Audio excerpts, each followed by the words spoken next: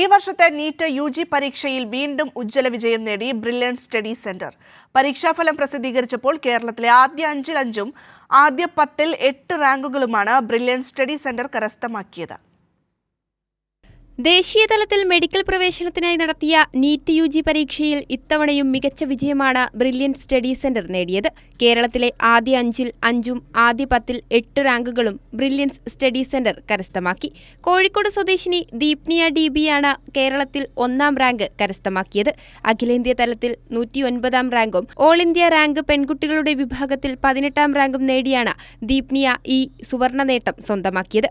ദീപ്നിയയ്ക്ക് പിന്നാലെ ഷെഫിൻ മൻസൂർ KP 200-ാം റാങ്കോടെ കേരളത്തിൽ 2ാമതെത്തി.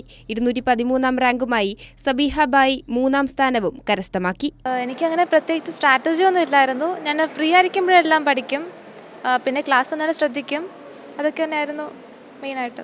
പിന്നെ മോഡൽ എക്സാം ഒക്കെ ഭയങ്കര ഹെൽപ്ഫുൾ ആയിരുന്നു. ഒരു എക്സാമിനെ എങ്ങനെ അപ്രോച്ച് ചെയ്യണമെന്ന് ആ മോഡൽ എക്സാമിലൂടെയാണ് എനിക്ക് ഏറ്റവും നന്നായിട്ട് മനസ്സിലായത്.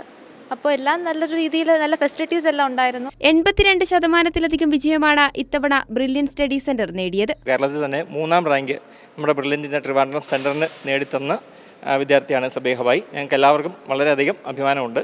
അതുപോലെ തന്നെ ബ്രില്യൻറ്റിന് ഈ വർഷം ഏറ്റവും മികച്ച ഒരു റിസൾട്ടാണ് കിട്ടിയിരിക്കുന്നത്.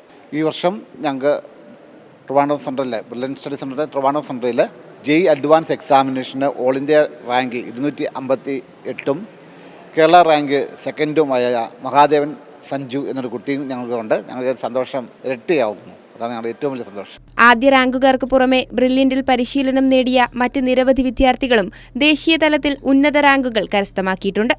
ആദ്യ 1000 റാങ്കുകളിൽ 26-ഉം 5000-നുള്ളിൽ 273-ഉം 10,000-നുള്ളിൽ 610-ഉം വിദ്യാർത്ഥികളാണ് ബ്രില്യൻറ്റിൽ നിന്ന് വിജയം കരസ്ഥമാക്കിയത്. കൈരളി ന്യൂസ്, തിരുവനന്തപുരം.